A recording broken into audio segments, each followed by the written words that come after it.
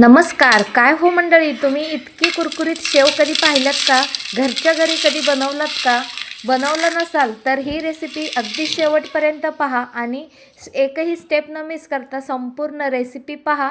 Recipe आवडल्यास like, share, subscribe करायला विसरू नका. चला तर कुरकुरीत आणि अगदी झटपट शेव कसा बनवायचा पाहूयात. सर्वप्रथम शेव बनवण्यासाठी आपल्याला इथे अर्धा किलो बेसनाचा आपण इथे शेव बनवणार आहोत. तर इथे अर्धा किलो बेसन आपण घेतलेलं आहोत. हिरा बेसन, शुद्ध बेसन, कोणताही तुमच्याकडे अवेलेबल असलेला बेसन तुम्ही घेऊ शकता. आता यामध्ये आपण थोडंसं मीठ घालून घ्यायचं, 1 ते 1.5 चम्मच मीठ घालून घ्यायचं. आणि आता आपल्याला यामध्ये ओवा घालायचा आहे. स्वाद येण्यासाठी थोडासा ओवा आपण घालून घ्यायचा आहे. हातामध्ये चोळून यामध्ये घालून घ्यायचं, म्हणजे टेस्टी होतात. आता आपण यामध्ये अर्धा चम्मच हळद घालून घ्यायचं आहे. अगदी झटपट आणि एकदम चविष्ट अशी बनणारी ही शेव रेसिपी अगदी शेवटपर्यंत पहा. ही शेव आपण दिवाळीमध्ये किंवा सणासुदीला आपण ही शेव अशी बनवतो. चिवड्यासोबत खायला अप्रतिम लागतात. घरच्या घरी ही बाजारपेक्षा भन्नाट आणि एकदम चविष्ट घरच्या घरी बनवता येतो. तर मंडळी, आता आपण पिठामध्ये थोडं पाणी घालून आपण हे सगळं व्यवस्थित मिक्स करून घ्यायचं आहे. एकदम जास्त पाणी घालायचं नाही, तर थोडं पाणी घालून आपण हे सगळं शेवचं पीठ व्यवस्थित मळून घ्यायचं आहे. तर इथे आपण मिक्सिंगने व्यवस्थित मिक्स करून घेणार आहोत, म्हणजे एकही गाठी राहणार नाहीत आणि शेव एकदम परफेक्ट होतील. तर या पद्धतीने आपण थोडं पाणी घालून हे सगळं पीठ व्यवस्थित आपण मळून घेणार आहोत. अगदी शेव तुटणार नाहीत आणि एकदम 1-2 महिने टिकून राहतील, याला काहीही होणार नाहीत. अगदी परफेक्ट आणि एकदम चविष्ट लागतात. घरच्या घरी बनवलेले ही शेव एकदम शरीरासाठी पण चांगले हायजेनिक असतात. तर ते घरीच बनवलात तर एकदम खायलासुद्धा छान लागतात आणि 1.5-2 महिने अजिबात काहीही होणार नाहीत. तर पहा, या पद्धतीने आपण पीठ तयार करून घ्यायचं आहे आपल्याला. यामध्ये खूप पातळ असं करून घ्यायचं नाही आपल्याला. आता पाहू शकता, यामध्ये आपण काही घालायची गरज नाही. आता परफेक्ट असा पीठ तयार झालेला आहे. आता तुम्ही पाहू शकता, या पद्धतीने आपला हा पीठ तयार झालेला आहे. इथे आपण याला रेस्ट करायला 5 ते 10 मिनटं आपण रेस्टला ठेवून घ्यायचं, म्हणजे पीठ व्यवस्थित 5 ते 10 मिनिट भिजतो, फुलतो. तर त्यानंतर आपण इकडे पाहू शकता, मस्त गरा हलवून घ्यायचं. पुन्हा एकदा गरा असा हलवून घेतलात तर यामध्ये अजिबात गाठी राहणार नाहीत आणि एकदम चविष्ट होतात. तर पाहू शकता, या पद्धतीने आपला हा बॅटर इथे तयार झालेला आहे. तुम्ही इथे पाहू शकता, या पिठाचा कन्सिस्टन्सी पाहू शकता कसा झालेला आहे. आता आपण इथे तेल घालून घ्यायचं आहे. मोठ्या कढईमध्ये आपण तेल घालून घेणार आहोत. शेव बनवणार आहोत तर थोडीशी कढई मोठी लागेल. तर तेल यामध्ये घालून घेतलेलं आहोत. छान कडकडीत गरम होऊ द्यायचं तेल खूप जास्त गरम लागतं शेव बनवताना. अजिबात कमी आणि फास्ट करायचं नाही, त्यामुळे तेलकट होतात शेव. तर अगदी हाय फ्लेमवर आपल्याला हे शेव करून घ्यायचे आहेत. तर आता आपण शेव बनवायचा साचा आपण लावून घ्यायचा आहे.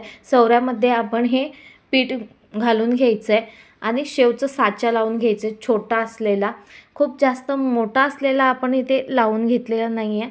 2 प्रकारचे साच्यामध्ये असतात, एक छोटा आणि एक मोठा. तर आपण सगळ्यात आधी मोठा असलेला घालून पाहूयात, त्यानंतर छोटाही पाहूयात. तर पाहू शकता, या पद्धतीने आपण पीठ घालून घेतलं आणि तेल गरम झालं की नाही ते थोडंसं पीठ तेलामध्ये सोडून पाहायचं, म्हणजे काय, तेल गरम झालं की नाही आपल्याला कळेल. तर आता आपण हे बाहेर काढूयात. आपला आता तेल गरम झालेलं आहे. आता आपण जे सौऱ्यामध्ये भरून घेतलेलं आहे ते आपण शेव सोडून घ्यायचं आहे. अगदी मध्येपासून कडेपर्यंत अशी सोडून घ्यायचं. तुम्ही पाहू शकता व्हिडिओमध्ये. या अशा पद्धतीने आपण ही शेव व्यवस्थित गोल अशी सोडून घ्यायचं. मध्येही आपल्याला सोडायचं आहे. सुरुवात आपण मधीपासूनच करायचं आहे. अगदी हाय फ्लेमवरच ठेवायचं आहे. गॅस अजिबात कमी करायचा नाही, जेणेकरून शेव तेलकट होतील. त्यामुळे आपण गॅस स्लो करायचं नाही आहे. तर पाहू शकता या पद्धतीने आपण एक साईडला शेवला तळून घ्यायचं आहे. थोडा वेळ आपण हलवायचं नाही आहे. त्यानंतर आपण थोड्या वेळाने थोडीशी कडक झाली की खालच्या साईडला तर दुसऱ्या साईडला आपण पलटून घ्यायचं आहे. पाहू शकता थोडासा हलकासा हाताने आपण पलटून घ्यायचं आहे. मस्त असा आपला हा इथे शेव तयार होतो मंडळी. ही अशी शेव एकदम घरच्या घरी तुम्हीही एकदा ना एकदा नक्की ट्राय करा. तुम्हालाही खूपच आवडतील. दिवाळीमध्ये किंवा सणासुदीला, दिवाळी, नागपंचमी असे अनेक आपल्या इथे रक्षाबंधन स्पेशल रक्षाबंधनलाही ही शेवची घरच्या घरी तुम्ही बनवू शकता. अगदी सोपी रेसिपी आहे. तर पहा दोन्हीही साईडने आपण हे शेव तळून घेतलेले आहे.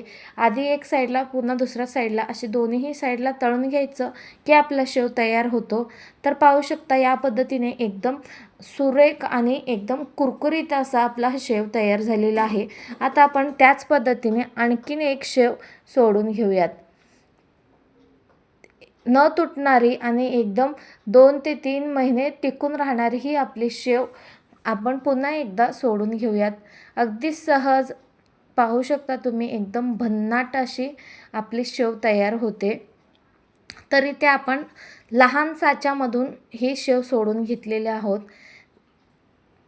मोठा साचा आपण मगाशी लावलेलो होतो. आता आपण लहान साईजमध्ये हा शेव सोडून घेतलेला आहोत.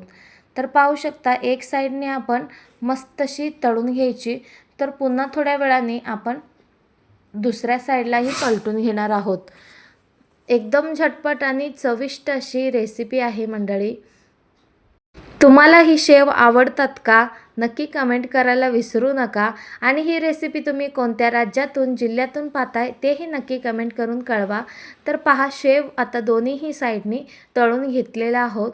मस्त असा आपला हा शेव तयार झालेला आहे. आता आपण हे काढून घेऊयात. पाहू शकता एकदम पिवळाच दिसतो. कडकडीत किंवा लालसर असं होऊ द्यायचं नाही आहे. शेवचा कलर बदलू द्यायचा नाही.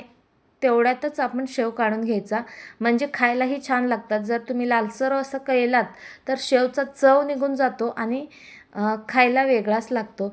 तर पाहू शकता या अशाच पद्धतीने आता आपण सगळे शेव तयार करून घेणार आहोत. अर्ध्या किलो पिठामध्ये 4 ते 5 असेही आपले शेवचे मोठे मोठे पीस तयार होतात. तर पहा या पद्धतीने आपण 2 वेळा इथे बनवून पाहिलेलं आहोत. या पद्धतीने आपली शेव तयार झालेली आहेत.